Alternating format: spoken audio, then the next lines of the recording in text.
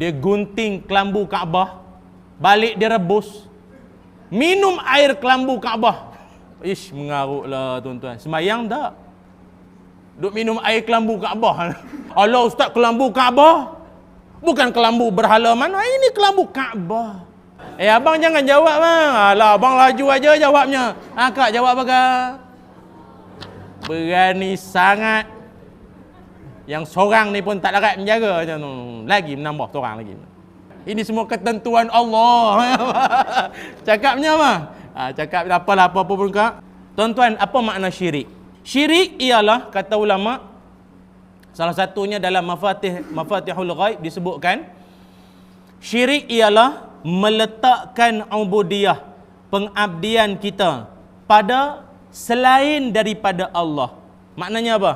Maknanya kita berharap, minta tolong, minta ampun, memuja pada bukan Allah, pada selain Allah. Itu namanya syirik. Syirik ni pula ulama bahagikan ada dua. Syirik besar dengan syirik ada besar kecil ya. Dia tak ada sederhana dah. Syirik besar dengan syirik kecil. Syirik besar ni apa dia tuan-tuan? Syirik besar ini ialah syirik yang boleh menyebabkan seseorang itu keluar daripada Islam. Terbatal akidah kita. Oh, ini jangan, ini bahaya. Ulama bahagikan juga syirik besar ini boleh jadi kalau kita buat 3 benda. 3 benda ni kita buat, kita boleh terkeluar daripada agama Islam, batal akidah kita. Apa dia? Yang pertamanya, i'tikad. Maksudnya apa? I'tikad ni keyakinan apa? Kita tak yakin pada kuasa Allah ataupun tak yakin pada kewujudan Allah Subhanahu Wa Taala. Dia ragu-ragu. Ni yang kita takut. Hari ni kan ada golongan ateis, golongan free thinker. Pernah dengar tak? Golongan tak percaya Tuhan, tak percaya adanya Allah, tak percaya adanya zat Allah. Ada. Bagi dia apa tu? Kalau dalam hidup ni semua dah sempurna, buat apa lagi ada Allah? Tuan-tuan datang sini Allah hantar ke? Datang dengan kereta kan? Datang dengan motor kan? Tuan-tuan boleh cakap ni semua kamera ni kamera, bukan Allah.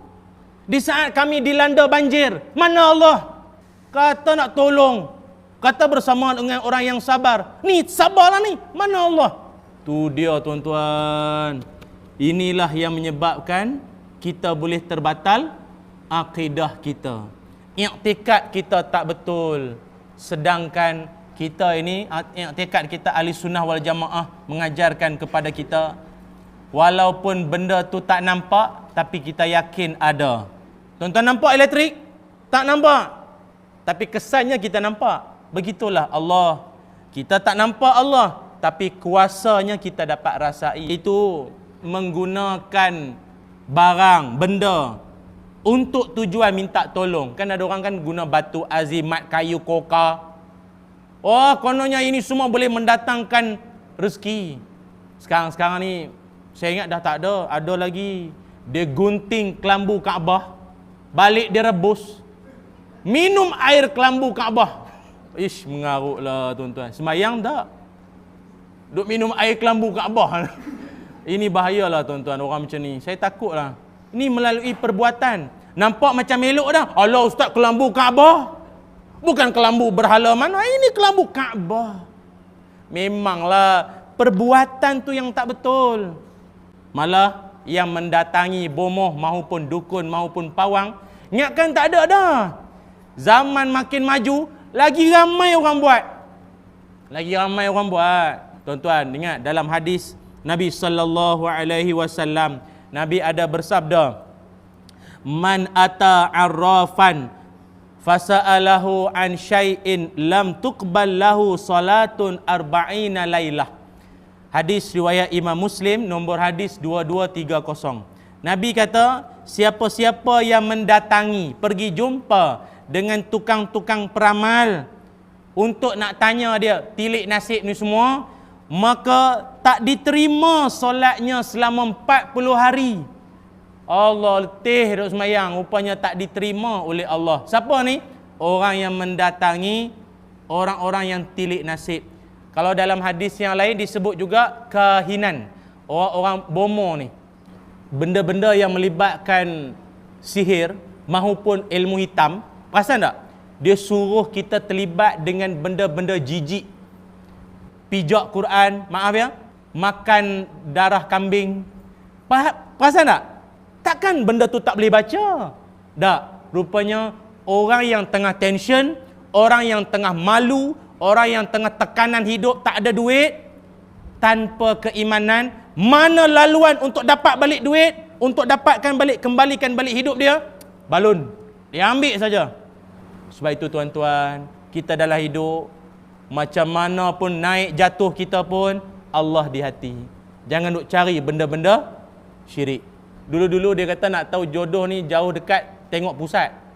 Kalau pusat tu lagi dalam tu, maknanya jodoh orang jauh tu.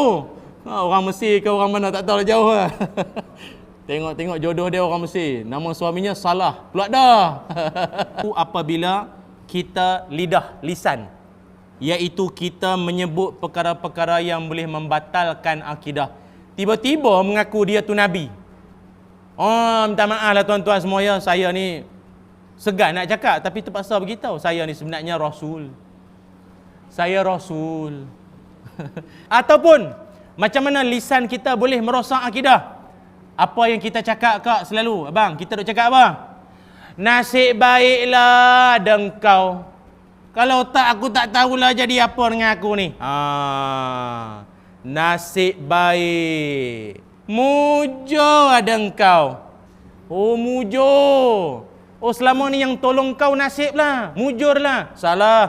Orang Islam, imannya yang kuat. Alhamdulillah. Tuan-tuan perasan tak? Dalam hidup kita ni, apa jua yang kita dapat, semua ada kalimahnya. Betul tak? Kita dalam hidup, kalau dapat nikmat, cakap apa? Alhamdulillah. Dapat musibah, cakap? Inna lillahi wa inna ilaihi raji'un. Kalau kita takjub, kita tengok satu benda memang teruja betul lah. Cakap apa? Subhanallah. Dengar suami nak kahwin lagi satu? Abang jangan jawab bang. Alah, abang laju aja jawabnya. Kak jawab apa kak? Berani sangat. Yang seorang ni pun tak larat menjaga macam tu. Lagi menambah seorang lagi. Ini semua ketentuan Allah. Cakapnya apa? Cakap apalah apa-apa pun kak. Kak lebih tahulah. Yang penting jaga keluarga masing-masing. Bergaduh pula. Tuan-tuan yang dirahmati Allah, berdoa pada Allah. Ada satu doa saya nak share, nak rakam boleh, ataupun yang para penonton nanti boleh saksikan, boleh ulang baliklah ya siaran kita ini. Satu doa kita minta berlindung pada Allah daripada jadi orang yang mensyirikkan ataupun terjebak dengan perkara-perkara syirik ni. Apa di antaranya? Doanya ialah Bismillahirrahmanirrahim. Allahumma inna